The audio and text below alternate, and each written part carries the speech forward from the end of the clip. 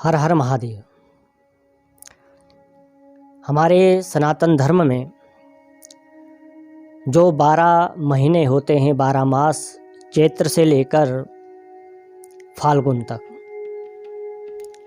तो इन 12 महीनों का अपना अपना एक महत्व है। हर मास का अलग विधान है, अलग महात्म्य है, अलग अलग इसमें व्रत, अनुष्ठान, पर्व इत्यादि के विधि विधान होते हैं। और हमारे ऋषियों ने एक एक दिन का, साल के एक एक दिन का हर विधान अलग अलग बतलाया गया है। और हमारे ऋषियों के द्वारा पूरे वर्ष के दिनों में जो प्रतिदिन हैं, हर दिन का एक अपना एक नियम है, एक विधान है। हर महीने कोई ना कोई व्रत, पर्व इत्यादि का हमारे धर्म में इसका प्रमाण मिलता है। लेकिन हमारे सनातन धर्म के अंतर्गत 12 महीनों में जो कुछ विशेष महात्म्य के महीने होते हैं, जैसे वैशाख महात्म्य होता है, कार्तिक महात्म्य होता है, श्रावण महात्म्य होता है और माघ महात्म्य होता है। तो ये विशेष महात्म्य के महीने हैं। महात्म्य अर्थात जो विशेष महत्व देने वाले महीने होते हैं। तो इन महात्म्य महीनों के अंतर्गत आज से माघ महात्म्य का परम पवित्र पावन महीना प्रारंभ हो रहा है। वैसे तो 14 तारीख से, 14 जनवरी से ही संक्रांति के बाद माघ का महीना प्रारंभ हो गया है। लेकिन चंद्र सिद्धांत के आधार पर आज से माघ महात्म्य का महीना प्रारंभ होता है। क्योंकि पक्ष के दृष्टि से देखें तो आज से ही प्रतिपदा से, कल पूर्णमासी थी तो माघ स्नान का जो प्रारंभ है कल से ही हो गया था। पूर्णमासी से लेकर अगली पूर्णमासी तक पूरा माघ का महात्म्य रहेगा। तो इस माघ के महात्म्य के बारे में ऋषियों ने शास्त्रों में इसकी बहुत अधिक महिमा बतलाई है। देखो, माघ का जो महीना है वह उत्तरायण काल में आता है। वैसे सभी लोग जानते होंगे, हमारे धर्म में, शास्त्रों में 2 अयन हैं, एक दक्षिणायन, एक उत्तरायण। तो माघ संक्रांति से, माघ महीने के प्रारंभ से ही उत्तरायण काल माना जाता है। भगवान सूर्य मकर राशि में प्रवेश करते हैं। तो जो दक्षिणायन होता है वह देवताओं की रात्रि मानी जाती है, और जो उत्तरायण होता है वह देवताओं का दिन माना जाता है। इसीलिए हमारे यहाँ ज्योतिष में भी और धर्म में भी उत्तरायण का बहुत बड़ा महत्व है। सभी लोग जानते होंगे कि भीष्म पितामह ने भी अपने प्राणों को त्यागने के लिए उत्तरायण काल को ही चुना था। तो इसीलिए माघ महीने का यह पावन पवित्र महीना आज से ही, प्रतिपदा से, इस महात्म्य महीने का प्रारंभ हो रहा है। और माघ महीने के बारे में शास्त्रों में इतना कुछ लिखा है कि इस महीने अगर कोई तीर्थों में वास करता है, तीर्थ की पावन नदियों में स्नान करता है, और दान का बहुत ज़्यादा इसमें महत्व है। अधिक से अधिक जप, तप, पूजा पाठ इत्यादि का इसमें बहुत बड़ा महत्व है। तो इस पावन पवित्र महीने में प्रतिदिन हमको तीर्थों में जाने की आज्ञा कही गई है। और माघ स्नान के नाम से भी यह महीना जाना जाता है। इस महीने में पुण्य तीर्थों की पावन नदियों में स्नान का बहुत बड़ा महत्व है। गंगा, यमुना इत्यादि पावन पवित्र नदियों में स्नान का बहुत बड़ा महत्व है। कहा जाता है कि अगर पूरे इस माघ महीने में कोई अगर तीर्थों में, नदियों में स्नान करता है तो उसके समस्त प्रकार के जो पाप हैं वह समाप्त हो जाते हैं। आगे पीछे जो हम दान करते हैं उसका भी बहुत बड़ा महत्व होता है। लेकिन माघ महीने में किया गया दान अक्षय फल को प्रदान करने वाला होता है। इसीलिए स्कंद पुराण में, पद्म पुराण में और भागवत इत्यादि में माघ का जो महीना है उसकी जो महिमा है उसको बहुत विस्तृत रूप में बताया गया है। और इस महीने में अगर हम किसी कारणवश तीर्थों में ना जा सके, किसी पवित्र नदियों में स्नान करने का हमको अवसर प्राप्त नहीं हो रहा, किसी व्यस्तता के कारण, शारीरिक अस्वस्थता के कारण या अपनी ही कई गृहस्थ जीवन की व्यस्तता के कारण हम नहीं जा पा रहे, तो ऐसा भी लिखा है कि अगर माघ महीने कोई नित्य माघ महात्म्य की भी कथा श्रवण करता है तो उसको भी समस्त प्रकार के तीर्थों में जाने का और तीर्थों में जाकर किए गए दान का और स्नान का उसको पुण्य फल प्राप्त होता है। तो इसीलिए आज इस चैनल के माध्यम से मेरा ये मन में विचार आया। अभी मैं अपने पूजन के आसन में ही था तो संध्या करते करते मेरे मन में विचार आया कि क्यों ना आज से मैं अपने इस चैनल के माध्यम से सनातन धर्म की इस यात्रा में माघ महात्म्य की कथा को भी इसको प्रारंभ करूं। तो माघ महात्म्य की हर दिन की एक अपनी कथा है। प्रतिदिन पूरे महीने इस कथा का श्रवण किया जाता है। इसके श्रवण मात्र से ही समस्त प्रकार के पापों का क्षय होता है और बहुत पुण्यशाली वह लोग होते हैं जो इस कथा का श्रवण करते हैं। तो आज से मेरा प्रयास रहेगा कि अपनी संध्या के बाद मैं माघ महात्म्य की इस छोटी छोटी कथाओं को, पूरे महीने की जो कथाएं हैं, अगर कोई नित्य देवालय नहीं जा सकता, मंदिरों में नहीं जा सकता, किसी के माध्यम किसी भी कारण वह अस्वस्थता के कारण, व्यस्तता के कारण देवालय भी जाकर मंदिरों में कथा का श्रवण, महात्म्य कथा का श्रवण नहीं कर पा रहे, तो उन लोगों को मैं इस YouTube चैनल के माध्यम से माघ महात्म्य की कथा को श्रवण कराने का प्रयास करूंगा, कथा को कहने का प्रयास करूंगा।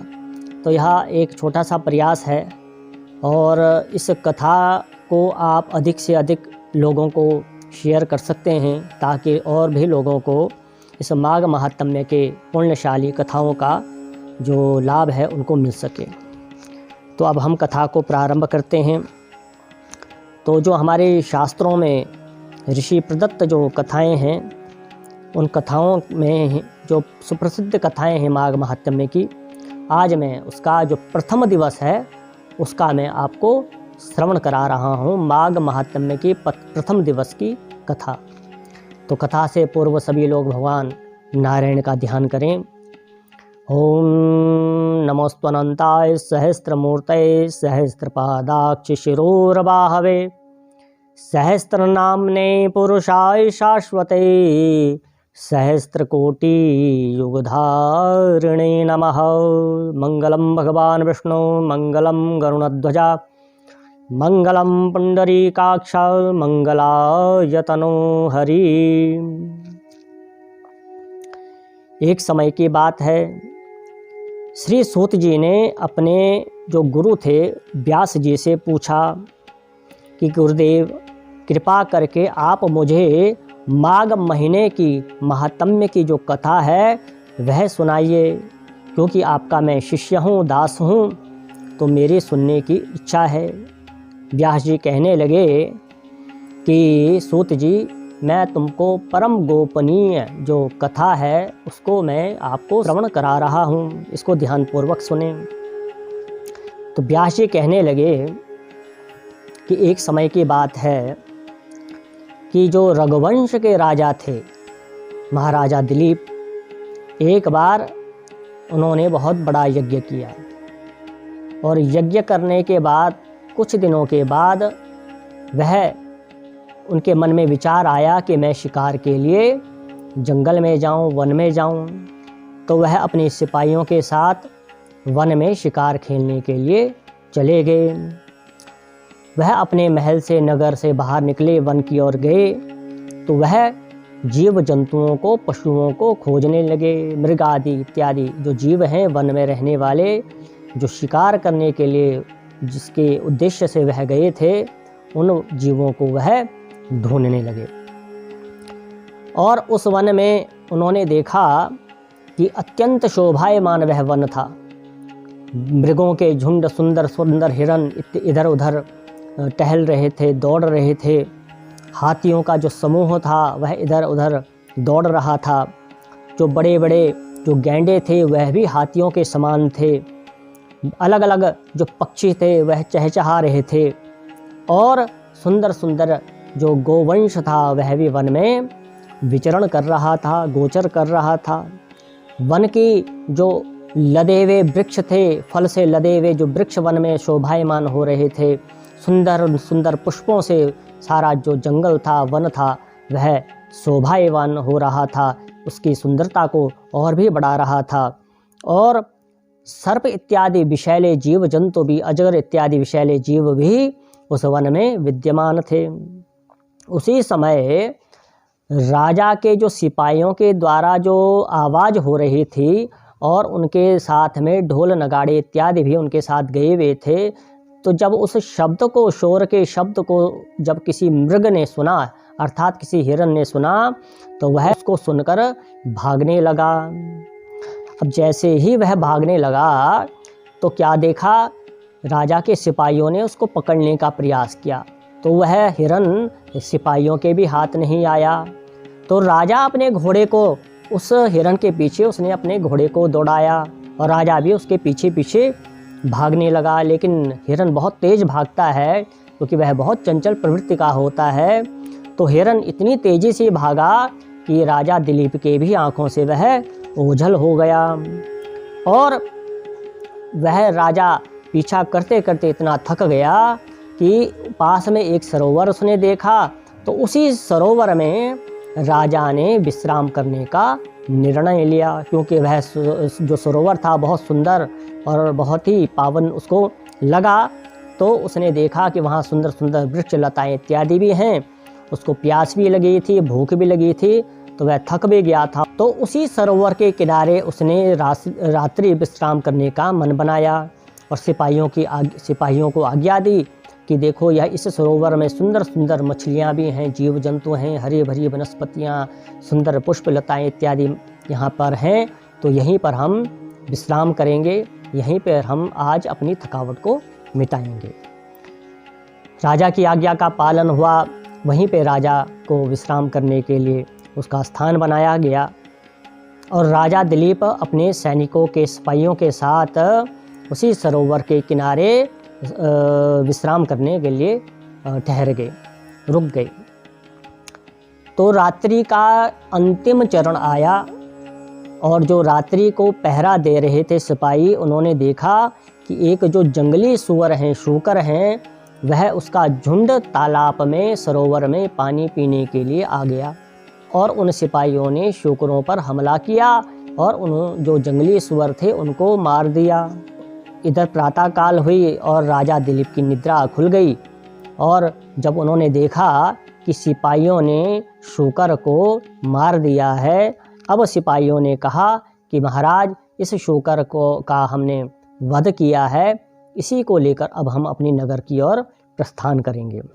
और राजा दिलीप उस शूकर का शिकार देखकर प्रसन्न हुए और उन्होंने मन बनाया, फैसला किया कि इस शूकर को लेकर अब हम अपने नगर की ओर प्रस्थान करेंगे, इस सरोवर और वन को हम त्याग देंगे।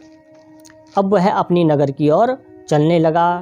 अभी वह थोड़ी ही दूर तक वह उस शिकार को लेकर पहुँचे थे, तो उसी सरोवर के किनारे एक ऋषि ब्राह्मण बहुत ही कठिन तपस्या में लीन थे। तो उन तपस्वी ऋषि ने राजा को देखा तो ऋषि कहने लगे कि हे राजन, इस माघ महीने के पुण्य पवित्र मास में इस दिव्य अलौकिक सरोवर को त्याग कर तुम कहाँ जा रहे हो? क्योंकि यह माघ का परम पवित्र महीना है। इस महीने तो लोग बड़े बड़े तालाबों में, दिव्य सरोवरों में, पवित्र नदियों में स्नान करने के लिए आते हैं और तुम तो इसके ही पास थे, लेकिन तुम इसी को छोड़कर जा रहे हो, क्यों जा रहे हो? तो राजा दिलीप ने कहा कि हे ऋषिवर, मुझे तो माघ महीने के स्नान इत्यादि का कोई भी पता नहीं है, कोई भी ज्ञान नहीं है। मेरा तो उद्देश्य यहाँ शिकार का था, तो आज हमको शिकार प्राप्त हुआ, इसीलिए हम अपने नगर की ओर प्रस्थान कर रहे हैं, अपने राज्य की ओर जा रहे हैं, महल की ओर जा रहे हैं। कृपा करके आप मुझे बताइए कि इस माघ महीने के महात्म्य में क्या महीना है और जिस स्नान की आप बात कर रहे हैं उस स्नान का इस महीने में क्या फल होता है। तो आज की कथा इतनी ही थी, आज के दिवस की कथा इतनी ही थी। अगले दिवस की जो महात्म्य महीने की दूसरी कथा है मैं कल आपको श्रवण कराऊंगा। भगवान नारायण आप सबका कल्याण करें। हर हर महादेव।